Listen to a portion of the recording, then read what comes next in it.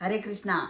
भगवत गीता का पहला अध्याय का 5वां और 6ठा श्लोक, गीता स्मरण डे 5 में, दृष्ट केतु चेकितान काशी राजस्य वीर्यवान पुरोजित कुंती भोजस्य सौभस्य नरपुंगवा। इसका अनुवाद है कि दृष्ट केतु चेकितान काशीराज पुरोजित कुंती भोज तथा सौभ्य जैसे महान शक्तिशाली योद्धा भी हैं। युधामन्युश्च विक्रांत उत्तम ओजा वीर्यवान सुभद्रा द्रौपदीश्च सर्व एव महारथा। युधामन्यु तथा अत्यंत शक्तिशाली उत्तम ओजा सुभद्रा तथा द्रौपदी के पुत्र ये सभी महारथी हैं।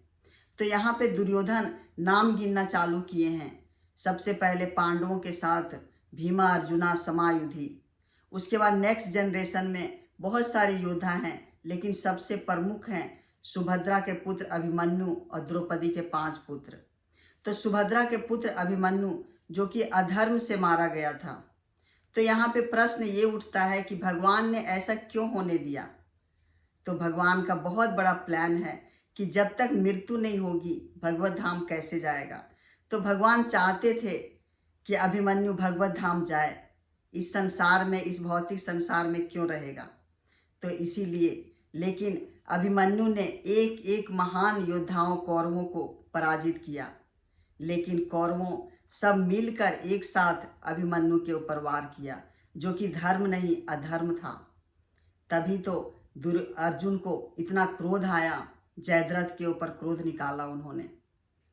द्रौपदी के 5 पुत्र जो 5 पांडवों से हुए थे, सो रहे थे और युद्ध ऑलमोस्ट समाप्त हो गया था। दुर्योधन का जंघा तोड़ दिया था भीम ने और वो एक कोने में पड़ा हुआ था।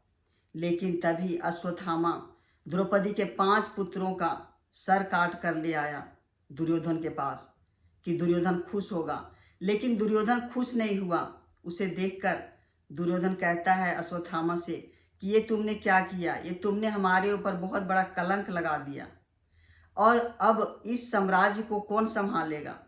कोई है ही नहीं, कोई बचा ही नहीं इस साम्राज्य को संभालने के लिए। लेकिन फिर भी अश्वत्थामा वहाँ भी रुकता नहीं है। वो जाता है और उत्तरा के गर्भ में जो महाराज परीक्षित हैं उनको मारने के लिए ब्रह्मास्त्र छोड़ देता है। तभी तो भगवान श्री कृष्ण को इतना क्रोध आया कि महाराज परीक्षित की रक्षा किए और अश्वत्थामा को दंड दिए। तो यहाँ पे हम देखते हैं कि अभी भी कितना अधर्म बढ़ रहा है। जब तक हम अधर्म करते रहेंगे तब तक ये संसार, ये देश, ये राज्य समृद्ध नहीं होगा, सुखी नहीं होगा। इसीलिए हम आगे के श्लोक में देखेंगे कि कैसे भगवान भगवत गीता में उपदेश देते हैं और उस उपदेशों को हम पालन करते हैं। अगर धर्मनिष्ठ होकर, धर्म परायण होकर, भक्तिमय होकर, तो हमारा जीवन आनंद ही आनंद होगा। हरे कृष्णा।